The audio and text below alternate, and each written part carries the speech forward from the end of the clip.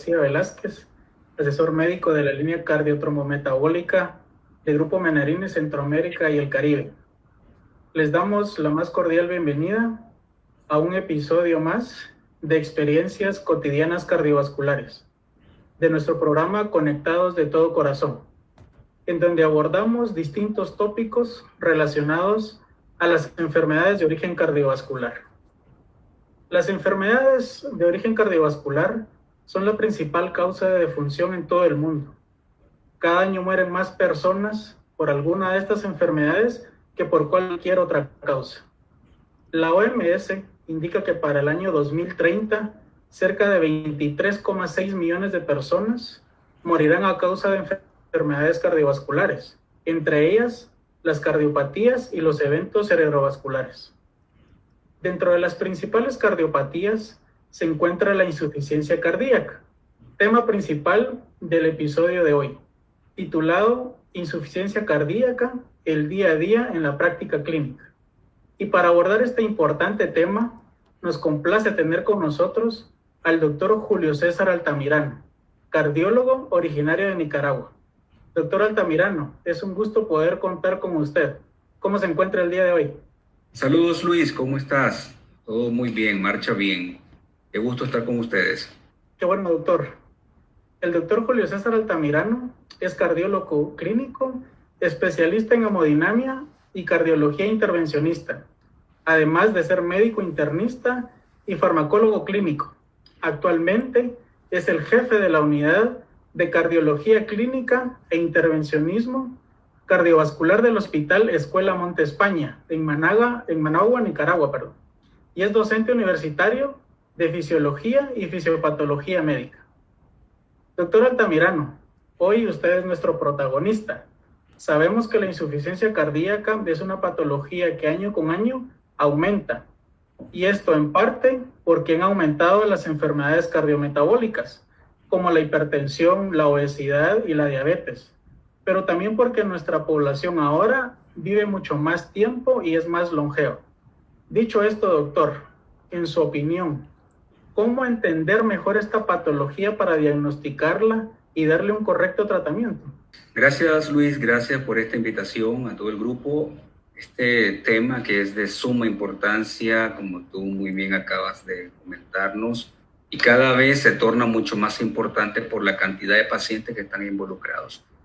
Fíjate que quiero tocar un par de puntos importantes. Uno de ellos es hablando un poco de la prevalencia de este problema de salud grande, ¿no?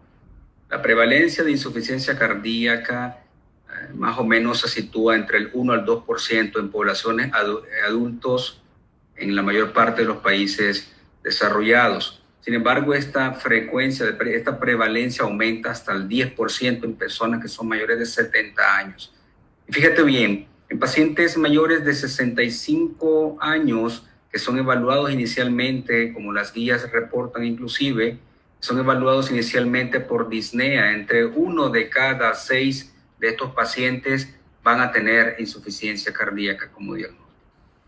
De tal manera que a los 55 años, el 33% de los varones tienen insuficiencia cardíaca y hasta el 28% de las mujeres. Y los pacientes que tienen insuficiencia cardíaca con fracción de eyección compensada actualmente varían alrededor del 22 al 73%, dependiendo de la definición que utilicemos para poderlos encasillar, del contexto clínico, de la edad de nuestros pacientes, del sexo, de la presencia o no de infartos y de las publicaciones que tengamos a mano para poder ayudarnos a encasillar a estos pacientes. Al parecer, la fracción de eyección, que juega un papel importante en este tipo de pacientes, en la insuficiencia cardíaca, parece tener un perfil epidemiológico y etiológico distinto, tanto en los pacientes que tienen insuficiencia cardíaca con fracción de eyección reducida y aquellos que tienen fracción de eyección conservada.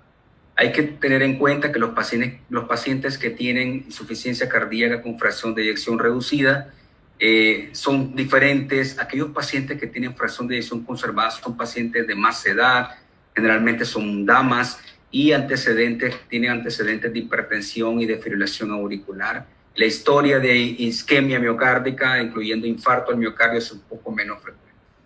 La etiología en realidad es diversa en cada una de nuestras regiones, principalmente a nivel del Istmo Centroamericano, y a cada una de estas causas se suele superponer en cada uno de estos grupos, ¿no? Muchos pacientes que tienen insuficiencia y miocardiopatía isquémica, que tienen antecedentes de infarto o revascularización, corresponden a un grupo importante. Hay que tener en cuenta que inclusive en pacientes que se busca etiología como isquemia miocárdica y se les realiza un cateterismo y que tienen coronariografía normal, pues esto sabemos que no excluye la presencia de alteraciones como tejido cicatrizal, como afectación de la microcirculación coronaria, otro tipo de evidencia de isquemia, y esto no descarta que la isquemia sea causa de la insuficiencia cardíaca. En los últimos 30 años, como reportan las guías, los avances en los tratamientos y su implementación pues, han mejorado la supervivencia y han logrado reducir la tasa de hospitalización en pacientes con insuficiencia cardíaca con fracción de eyección reducida. Sin embargo, a pesar de esto, los datos siguen siendo catastróficos para muchos de nuestros pacientes. Inclusive en los estudios europeos como el SCHF han demostrado que la causa de la mortalidad sigue siendo alta, alrededor del 17% de los pacientes hospitalizados y 7% de los pacientes ambulatorios.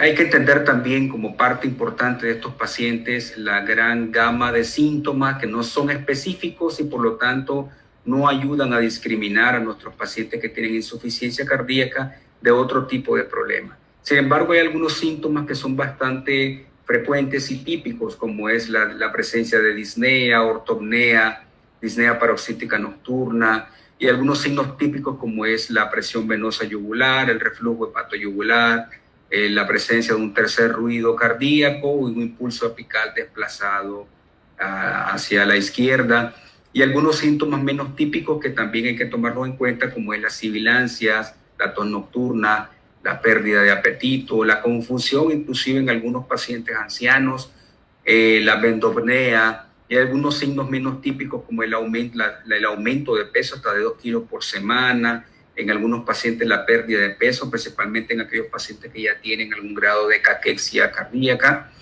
la presencia de soplos, entre otros. De manera que las causas de insuficiencia son diversas y estas causas incluyen la presencia de isquemia miocárdica, de toxinas como fármacos, como radiación, como alteraciones metabólicas, también principalmente las hormonales, como son trastornos tiroideos y paratiroideos, alteraciones del cortisol, alteraciones genéticas, principalmente cuando involucran alteraciones como miocardiopatía hipertrófica, miocardiopatía dilatada, veíno compactado y otras alteraciones valvulares inclusive.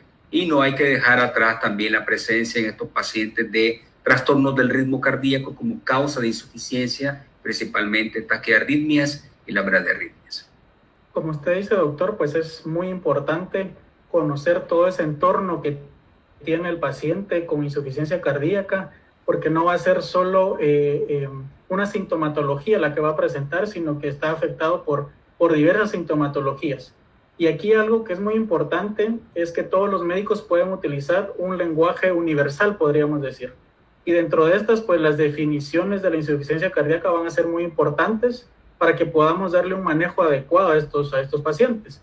Y hace muy poco, durante el año 2020, pues se ha realizado una revisión de estas definiciones universales de la falla cardíaca o insuficiencia cardíaca, como se le llama, en donde participaron diversas sociedades internacionales.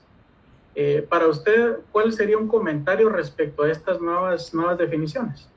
Muy bien.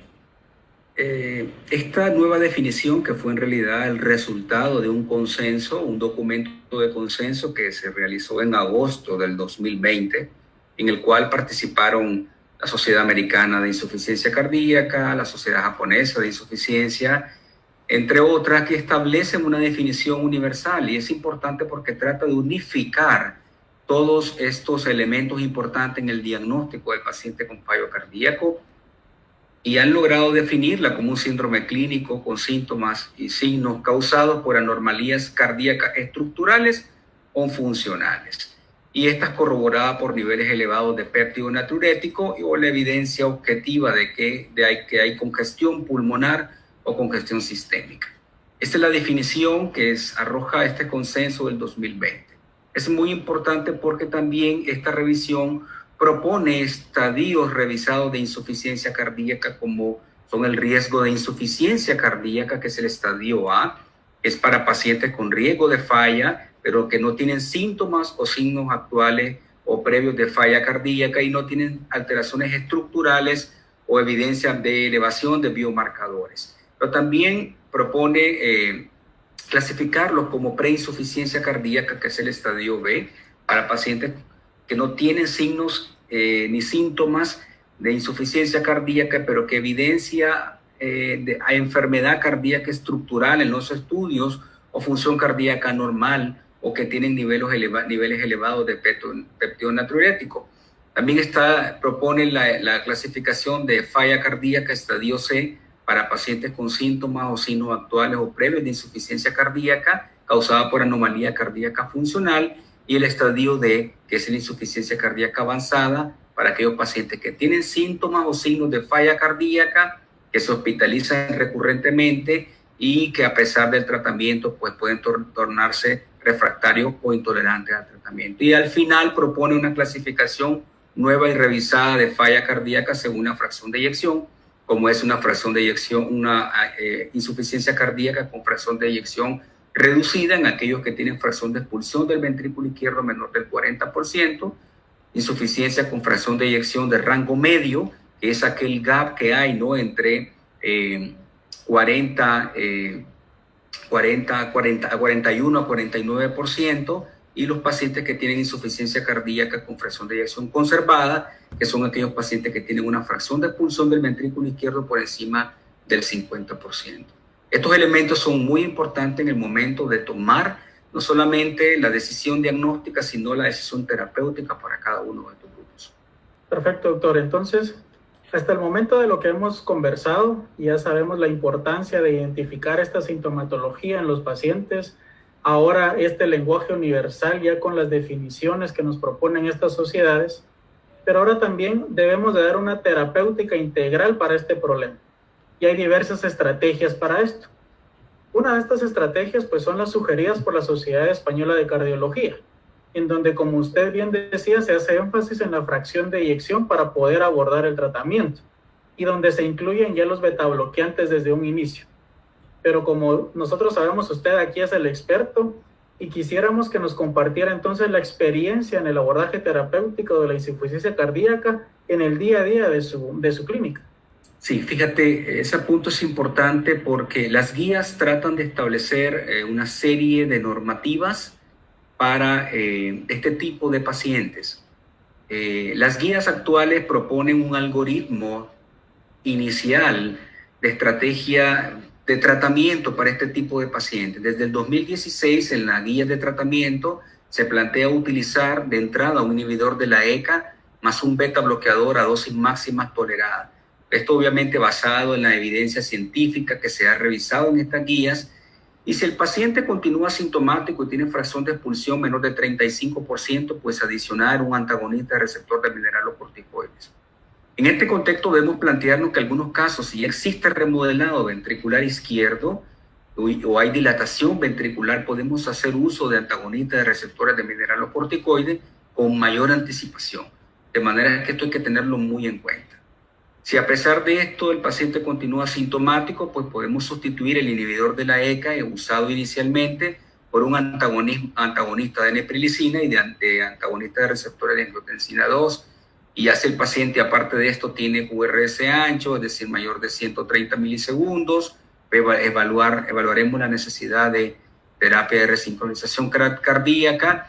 Y un punto importante en este tipo de pacientes con fallo, es la optimización de la frecuencia cardíaca. Es decir, tener un paciente con una frecuencia cardíaca menor de 70 latidos por minutos es uno de los objetivos terapéuticos importantes en este tipo de pacientes. Y esto lo podemos obtener titulando adecuadamente un beta bloqueador. Pero si esto no es posible por disminución de la presión arterial o algún tipo de trastorno hemodinámico, o según las guías también podemos hacer uso de elementos como ivabradina, que son parte de las estrategias. Principalmente con el uso de ivabradina, pues la adición temprana al uso de betabloqueadores puede aportar beneficios mayores Al menos esa es parte de la evidencia que nos ha enseñado la revisión de las guías. Y al final, si los síntomas son resistentes, pues evaluar la utilización de otros elementos como digoxina, que al final está localizado en el último peldaño, como ustedes han logrado observar en las guías, la utilización de hidralazina, de nitratos e inclusive la necesidad en algunos pacientes de utilizar dispositivos de asistencia ventricular izquierda, lo que hay que tratar de evitar, obviamente, pues en este tipo de pacientes y llegar a utilizarlo en esta etapa. Pues, doctor, esta experiencia que usted nos ha compartido, pues, con el uso de las guías, pues, sin duda que es algo importante, ¿verdad? Como experto de la región, abordar este tipo de patologías y que definitivamente va a ser de mucha utilidad para el personal de salud. ¿Verdad? Este es un tema en el cual podemos, creo que, tomarnos cualquier cantidad de tiempo para discutirlo y, pues, para ir entrando ya en una zona de preguntas, pues quisiéramos compartirle unas preguntas que son muy frecuentes pues dentro de los distintos colegas de nuestra región. Y pues nuestra primera pregunta sería, ¿cuál debería ser el objetivo del tratamiento en pacientes con insuficiencia cardíaca con fracción de eyección preservada? Es una muy buena pregunta y es un tema de discusión en todas las reuniones de paneles de expertos, inclusive las propias guías. Fíjate, en general los estudios sobre insuficiencia cardíaca con fracción de eyección conservada, que incluyen normalmente a pacientes con insuficiencia cardíaca con fracción de eyección media, ¿no? Es decir, aquellos pacientes que tienen entre 41 y 49% de fracción de expulsión del ventrículo izquierdo. Entonces, comparado con los pacientes con fracción de eyección reducida, en la práctica clínica y en los estudios de investigación parece que un número de pacientes con falla cardíaca con fracción de eyección compensada y media, que normalmente apenas menor reciben tratamiento con diuréticos, es decir, este subgrupo de pacientes utiliza menos diuréticos, bloqueadores beta, antagonistas de receptores de mineralocorticoides y ECA, obviamente, o ARA2 en su defecto.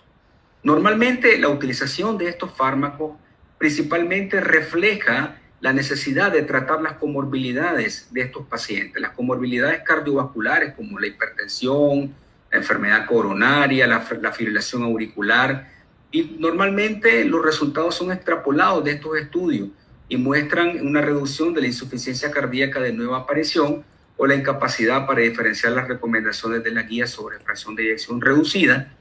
Y obviamente en este otro grupo con fracción de expulsión preservada o fracción de expulsión media. Hasta la fecha no se ha demostrado convincentemente que ningún tratamiento reduzca la mortalidad en pacientes con insuficiencia cardíaca con fracción de eyección conservada o fracción de eyección media. Sin embargo, los pacientes que están en este subgrupo, que suelen ser de mayor edad, muy sintomáticos y frecuentemente tienen muy mala calidad de vida, un objetivo importante del tratamiento en este sentido, en este subgrupo en especial, es aliviar los síntomas y mejorar la calidad de vida. Es su objetivo primordial. Definitivamente mejorar la calidad de vida en estos pacientes pues nos va a llevar a tener pues muy buenos resultados con ellos mismos, ¿verdad? Eso es lo que nosotros buscamos, evitar que tenga más complicaciones, evitar que llegue a nuevos eventos que pudo haber presentado en el pasado. Ahora, el abordaje en un paciente con insuficiencia cardíaca, pero con fracción de eyección reducida, ¿sería igual o cómo podría cambiar el abordaje de este paciente? Ok. Los diuréticos, ¿verdad? Que se ha demostrado que mejoran los síntomas partiendo de la evaluación inicial de la fracción de expulsión del ventrículo izquierdo, pues se utilizan, pero obviamente en mayor manera en pacientes que tienen fracción de eyección reducida, suelen estar más congestivos. No hay pruebas de que los bloqueadores beta y los antagonistas de receptores de mineralocorticoides mejoren los síntomas en estos pacientes. Sobre los pacientes tratados con ARA2, principalmente algunos ARA2 como candesartán, pues se ha demostrado alguna mejoría en la clase funcional del New York Heart. En algunos pacientes tratados con IECA, la evidencia de una mejoría de los síntomas está tratando siempre de tener un poco más de consistencia. En algunos pacientes que están en ritmo sinusal hay algunos datos de que fármacos como el nebivolol la digoxina, la espironolactona y el candesartán pueden reducir las hospitalizaciones por falla cardíaca. Entonces, en estos pacientes que están en fibrilación auricular, pues no parece, por ejemplo, que elementos como los betabloqueadores sean tan efectivos y no han demostrado una reducción clara de la mortalidad en pacientes que tienen fracción de expulsión conservada o fracción de expulsión media. Sin embargo, en pacientes que tienen fracción de expulsión, fracción de expulsión reducida, el nebivolol ha logrado reducir la variable combinada de muerte hospitalización. Es lo mismo tratar un paciente con fracción de expulsión reducida con falla cardíaca versus una fracción de expulsión conservada. No es lo mismo. Definitivamente la estrategia con el tratamiento diurético cambia radicalmente la utilización de beta bloqueadores en cuanto al tipo de beta bloqueador y la necesidad de la dosis del beta bloqueo cambia de manera importante. Me parece interesante esta forma en que usted nos propone pues el abordaje, ¿verdad? De este tipo de pacientes. Y hablando pues de los betabloqueantes, usted menciona una molécula, ¿verdad? Nebivolol. ¿Ha tenido usted experiencia con el uso de este betabloqueante? Así es, Luis.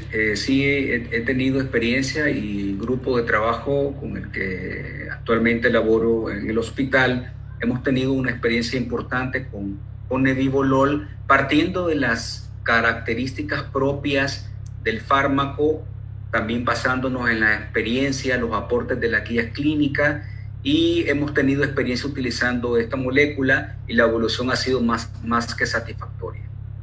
Muy bien, doctor. Y referente nuevamente a esta molécula, ¿verdad? De nebivolol, sabemos pues que tiene muchos beneficios, que apoya mucho a estos pacientes con insuficiencia cardíaca, tanto con fracción de eyección reducida como conservada. ¿Por qué dar dentro de la terapéutica nebivolol? ¿Qué beneficios para usted le podría brindar a su paciente? Muy bien, esa pregunta es importante partiendo de la necesidad de una adecuada escogencia de un fármaco pilar en el tratamiento de la insuficiencia cardíaca. Fíjate, en mi opinión, nebivolol, por ser un beta bloqueador altamente cardioselectivo, con sus propiedades derivadas de la acción del óxido nítrico, con un buen perfil metabólico, ofrece más que una alternativa, una herramienta eficaz en este grupo de pacientes. Y como lo han planteado las guías del 2016, uno de los subgrupos que más se ha logrado beneficiar de esta estrategia farmacológica ha sido el subgrupo de insuficiencia cardíaca con fracción de eyección compensada y media. En este subgrupo ha logrado establecerse como una estrategia de tratamiento altamente eficaz. No sin menospreciar los hallazgos y los resultados en el subgrupo de pacientes que tienen fracción de eyección reducida. Definitivamente, las propiedades farmacológicas de la molécula, como su hidrosolubilidad, liposolubilidad, actividad simpático-mimética intrínseca y la alta cardioselectividad, lo posicionan como una herramienta eficaz en el tratamiento para nuestros pacientes. Y bueno, algo, doctor, que tenemos que seguir hablando y creo que es algo muy importante también dentro de la terapéutica, es el seguimiento que le tenemos que dar a ese paciente, porque no basta solo con verlo en la clínica, darle el tratamiento y pues ver qué pasa con él más adelante. Pero aquí, ¿cómo debería ser, ¿verdad?, el seguimiento ambulatorio de este paciente con insuficiencia cardíaca? ¿Cuándo lo tenemos que reevaluar? ¿Alguna prueba complementaria que tengamos que hacer con cada evaluación? Preguntas importantes porque depende de muchas cosas. Depende del tipo de paciente, qué tipo de insuficiencia cardíaca tiene, depende de la fracción de expulsión y también depende de dónde estemos, de qué elementos tenemos a mano para evaluar a nuestro paciente. El seguimiento en este tipo de pacientes con falla cardíaca debe ser un seguimiento continuo, estricto, organizado y exhaustivo, pues de esto depende en realidad la evolución, el pronóstico y la sobrevida de los pacientes. Debe incluir la monitorización de los síntomas y el autocuido, explicar en cada una de nuestras intervenciones qué tipo de elementos debe estar pendiente el paciente, sus familiares y obviamente el personal médico. Debe incluir también el tratamiento farmacológico, chequear todo, ¿no? Desde la dosificación, verificar si está cumpliendo adecuadamente el tratamiento, el tipo de medicamentos, la evaluación en algunos pacientes si se requiere de los dispositivos implantados, de que si ya fueron llevados a un tratamiento percutáneo como un cateterismo o quirúrgico, inclusive si ya lo tiene, deben de tener una evaluación exhaustiva de la inmunización, de los aspectos de la dieta que son sumamente importantes, el alcohol en aquellos pacientes que han tenido problemas con alcohol, de ejercicios, la estrategia de actividad física, los trastornos del sueño que son muy importantes en nuestros pacientes, la actividad sexual que no hay que dejarla por atrás en estos pacientes, y los aspectos psicológicos son parte esencial de la evaluación y del seguimiento en los pacientes de manera ambulatoria.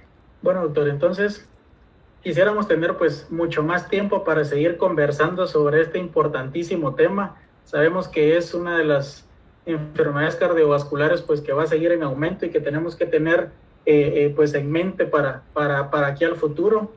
Y pues agradecerle poder responder estas preguntas, y quisiéramos cerrar pues esta entrevista con un último comentario de parte suya, sabiendo que ya vimos la parte de la importancia del diagnóstico y que el tratamiento no solo va a ser farmacológico, sino que esta es una parte del tratamiento que es muy importante, son los estilos de vida que tienen que tener estos pacientes. Entonces, un último mensaje sobre este tópico, doctor.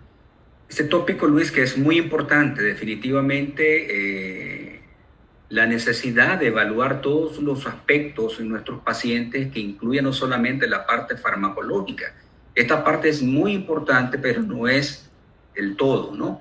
Definitivamente el paciente está inmerso en un ambiente donde necesita una adecuada nutrición, que requiere un aporte energético, calórico, con restricción de sal, con restricción de grasa, de carbohidratos, en los pacientes que tienen comorbilidades principalmente como diabetes, hipertensión, fibrilación auricular y otro tipo de elementos importantes, porque recordemos que los pacientes que tienen insuficiencia cardíaca suelen ser pacientes con múltiples comorbilidades, donde hay que estar pendiente del tipo de nutrición adecuada en un paciente que puede ser diabético, que puede estar tomando anticoagulación y en el cual la utilización o el uso de alimentos que puedan interactuar con algunos anticoagulantes como los antagonistas de vitamina K o otro tipo de anticoagulación son sumamente importantes.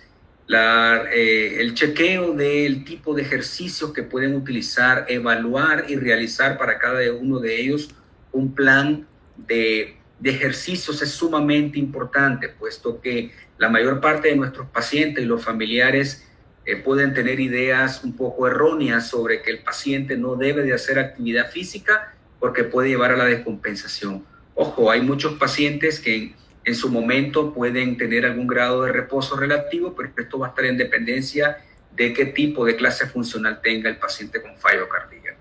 De igual forma, la salud mental en nuestros pacientes debe incluir psicoterapia, no solamente para el paciente, sino también para sus familiares. De igual forma, algunos puntos elementales como es la parte psicológica, afectiva, la parte de salud sexual, que es muy importante y que forma muchas veces algunas situaciones muy importantes en nuestros pacientes. Pues bueno, todos estos temas importantes que nos ha mencionado, doctor, como la anticoagulación en estos pacientes, ya lo hemos abordado en el episodio anterior, y creo que va a seguir siendo también un tema de importancia. Y pues no me queda más que agradecer al doctor Julio César Altamirano haber estado con nosotros compartiendo su tiempo, pero lo más importante, su experiencia en el abordaje integral de la insuficiencia cardíaca. Muchas gracias, doctor, por haber estado con nosotros. Con gusto, Luis. Gracias por la invitación y espero que nuestros colegas hayan tenido la oportunidad de escucharnos. Gracias. Pues bueno, y así finalizamos este episodio de Experiencias Cotidianas Cardiovasculares de nuestro programa Conectados de Todo Corazón. Agradecemos a todos los que nos han acompañado y los invitamos a estar pendientes de nuestros próximos episodios, en donde seguiremos abordando importantes temas cardiovasculares. Yo soy el doctor Luis Pedro García, muchas gracias, que estén bien y hasta la próxima.